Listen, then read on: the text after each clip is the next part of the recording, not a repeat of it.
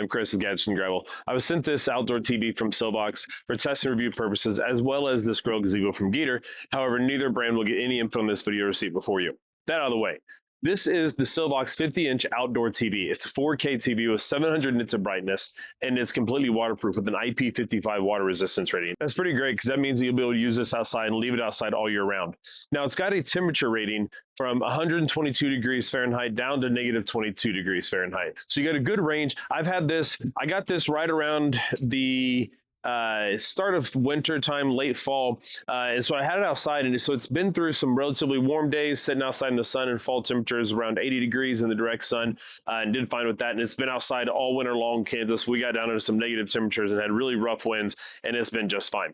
So I'm really excited to get this out and start using it this spring. So let's turn it on and get it started here. So the cool thing with this TV is we've got 700 nits of brightness in this with Google TV built in. So you got it right out of the box, connected to Wi-Fi, and you're up and running. It's really great. It is designed, so it's 700 nits of brightness. It is scheduled to be in the partial sun category, and that makes sense. It's pretty good in most sunlight conditions. You can see now we're a cloudy day right here, and you can see clearly what's going on in here. I'm not sure how well it comes through on camera, but it looks pretty great in person. So with all that, we've got everything built into that you would expect out of your Google TV in your house, whether that's through a dongle or another TV you may have built in. So all that's the same. You've got all of your apps and everything you could want on this, and it works just the same. Looking at here, we do have our settings to go in for the TV specific stuff, things like the brightness and different. When you get into the settings for the TV, you've got things like picture mode and audio mode. Those are two that are specific to the TV itself rather than Google TV setup in here. So we look into the display and sound. Like I said, we got 700 nits of brightness, and when we get into that, I have been leaving it on picture mode for dynamic. So we got different modes in here like eco, movie, sport, and things like that. But I leave it in here on dynamics. I feel like it does the best in terms of letting us have the best balance between color, contrast, and brightness when I'm outdoors. And screen brightness, we've got a set here. We are looking at 100% right now. You can see when we drop this down to 0, you can't really tell much anything on there at all. And at 50%, it's relatively decent, still can see, and 100% gets us up to full 700 nits of brightness. That's what we got in there. Settings and all this thing, you got advanced settings, a few other options within the TV, and everything works the same. The cool thing is, aside from the TV being water resistant and temperature resistant itself, so is the remote. It's kind of cool. It's got a rubber coating on the front, so all the buttons are pushing through rubber, which keeps it all sealed in the plastic housing. The back is screwed on for the battery plate with the rubber gasket inside of that to keep it waterproof and all sealed up as well. The speaker, the TV itself, in terms of speakers, has 10-watt speakers in it, and they sound okay. This is also a rolling cart from Sylvox. They also have a TV mount to mount onto a wall, and the speakers will sound much better if you have them mounted on the wall, since they fire out of the back of the TV. This way you won't have to worry about them, losing that sound. It'll bounce it off the wall. Mounted to the cart here, it is a little tough to hear, especially if it's noisy outside, like it's really windy today. But they have a solution for that, and that is right here. This is the Sylvox Elf 2 soundbar. So it's a waterproof, water-resistant soundbar as well. It's IP65 dust and water resistant rating on that. We got 60 watts of speaker power coming out of this, and it does have a few different modes like 3D sound, so it tries to virtually get you surround sound and things like that. And it does a decent job. When you're outdoors though, and in a large space, you're not really going to notice a lot of that.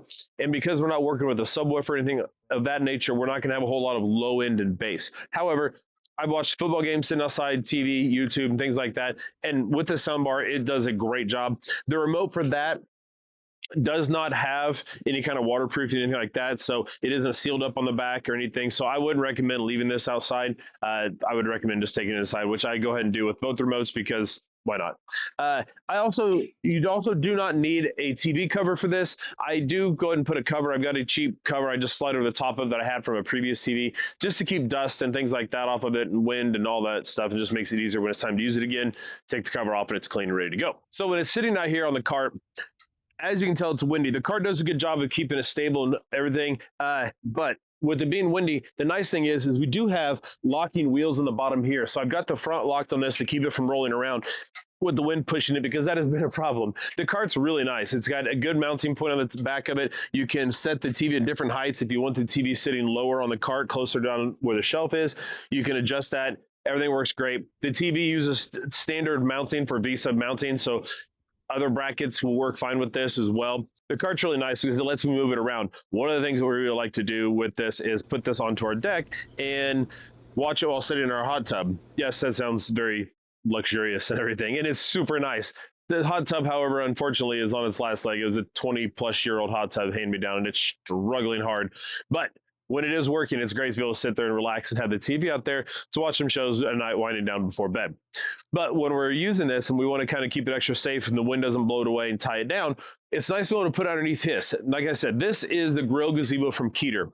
It's a resin material that's got pressed into it, kind of make it look like wood. So similar if you've ever seen any of the composite decking for like a deck, it looks similar to that. It's not solid as it is hollow, but it's got a good rigidity to it. And you got double pulls here with the hardware running through it and spacers to keep it all spaced out. Not only gives it more strength and stability, but it also looks really nice too. It's a lightweight material, so the whole thing is super light. It's really nice. It does have mounting on the bottom down here. If we take the covers off, it does have mounting points where you can anchor this into the concrete. I've moved it around a couple of times because I'm not 100% sure where it's going to settle at, and I do have another products coming in shortly. I'm going to start working on it this weekend and have another upgrade on the patio. So make sure you like, subscribe, and hit that bell icon so you can catch that when it comes up, because that's going to be really cool. But it can anchor down, but like I said, I moved it around a little bit. And so it's light enough that we could pick it up and kind of move it around short distances. It wasn't too bad. So that's really nice.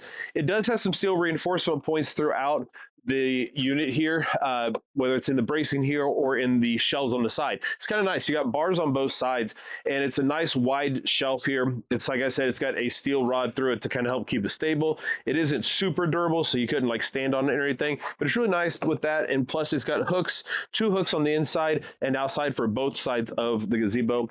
And down here on the bottom, we've also got a footrest, a steel bar on the bottom, which also helps keep it all together. And it's a nice steel footrest. It's really handy. It's been really good. It hasn't leaked. We've had this out here, put it up during the winter time. It's had some snow on it. It's supposed to be able to handle up to 20 psi of snow and 56-mile-an-hour winds. We haven't had any wind like that quite yet. It is very breezy today. We're hitting 30-mile-an-hour wind gusts, and thankfully it hasn't lifted up or trying to take off on us because, like I said, I don't have it anchored down, but it's really nice.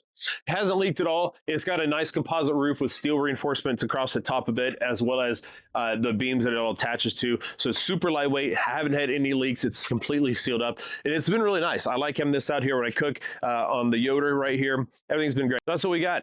This is the Keter Grill Gazebo and Sylvox outdoor TV, soundbar, and cart. It's a really cool setup. It's really nice. I'm excited to have this out here during the summer. We get people out here and hanging out during the evenings, cooking on the fire pit and things like that, and be able to just enjoy the weather all together outdoors, assuming the wind, weather, and bugs allow it. If you have any questions on this stuff, let me know. I'll be happy to answer any questions you have. Links for everything's down below. Again, I got a lot of videos coming up on top of the patio work. I've got lots of robot lawnmowers on the way as well, so make sure you hit that like and subscribe button. Bell icon will let you know when those videos post so you don't have to go track them down yourself. Thanks for watching. Appreciate you sticking around. See you in the next one.